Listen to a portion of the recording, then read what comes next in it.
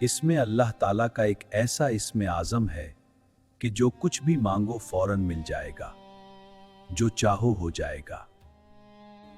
मैं सोचता था कि जब मुझे ये इस्म आज़म मिलेगा तो मैं अपने लिए एक बड़ा महल बनाऊंगा, एक ऐसा महल जो किसी इंसान ने कभी ना देखा हो। दुनिया भर के खजाने इस महल में मौजूद हैं और मैंने बना लिया। लेकिन बाद में मुझे पता चला कि इस्म आज़म में इससे भी बड़ा खजाना है।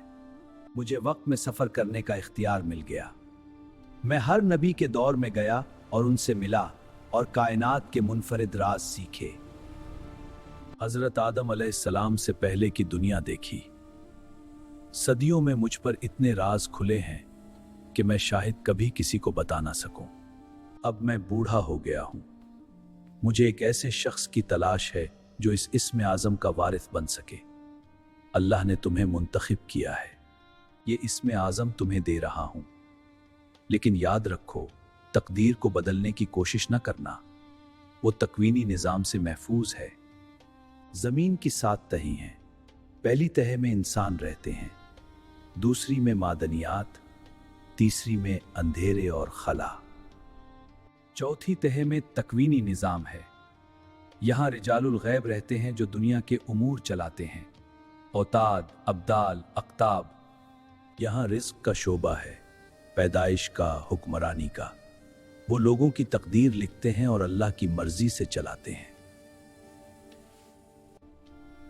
यहाँ काबा की हिफाजत का शोबा है। हजरत ईसा अलैहिस्सलाम के नुज़ूल की जगह की हिफाजत का टावर भी यही है। अल्लाह ताला इस जगह की हिफाजत करता है जहां हजरत ईसा अलैहिस्सलाम नाजिल होंगे। कोई शैतानी ताकत यहां नहीं पहुंच सकती। मेरा एक दोस्त अमीर है जो इस निज़ाम में है। वो मुझे बताता है कि जब ये लोग बूढ़े होते हैं तो एक वादी में जाते हैं। वो वादी जन्नत की तरह है जहां ये रिजालु गैब मरने जाते हैं। वहां अल्लाह की तरफ से खाना, फल और आराम मिलता है। वो कलमा तैयबा पढ़ते हैं और अल्लाह की तरफ से मौत आती है।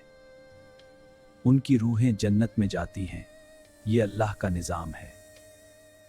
अब ये इस्म आज़म तुम्हारा है, इसे इस्तेमाल करो, लेकिन शुक्र अदा करना मत भूलना।